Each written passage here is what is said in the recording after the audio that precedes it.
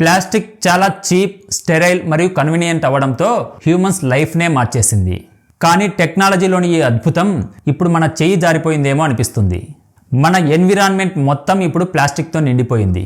ఇది ఎంతలా ఎన్విరాన్మెంట్లో కలిసిపోయిందంటే మనం తినే ఫుడ్లో కూడా ఈ ప్లాస్టిక్ కలిసిపోయి మన బాడీలో ఎంటర్ అవుతూ ఉంది.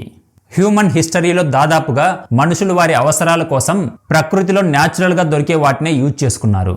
కానీ 100 సంవత్సరాల క్రితం జరిగిన ప్లాస్టిక్ ఇన్వెన్షన్ మన ప్రపంచాన్నే మార్చేసింది. అసలు ప్లాస్టిక్ అంటే ఏంటి? ప్లాస్టిక్ అనేది పాలిమర్స్ నుండి తయారు చేస్తారు. ప్రకృతిలో ఈ పాలిమర్స్ చాలా చోట్ల ఉంటాయి. సిల్క్లోను, మన హెయిర్ మరియు డిఎన్ఏలోను, ఇంకా సెల్ వాల్స్లో కూడా ఈ పాలిమర్స్ ఉంటాయి. కానీ క్రూడ్ ఆయిల్ని బ్రేక్ డౌన్ చేయడం ద్వారా ఈ ఆర్టిఫిషియల్ సింథటిక్ పాలిమర్స్ని క్రియేట్ చేయడం జరిగింది. ఇవి చాలా లైట్ మరియు డ్యూరబుల్. ఆల్మోస్ట్ ఏ షేప్లోకైనా వీటిని మౌల్డ్ చేయొచ్చు. ఎక్కువ మాన్యువల్ వర్క్తో అవసరం లేకుండా వీటిని ఈజీగానే మాస్ ప్రొడ్యూస్ చేయొచ్చు కూడా.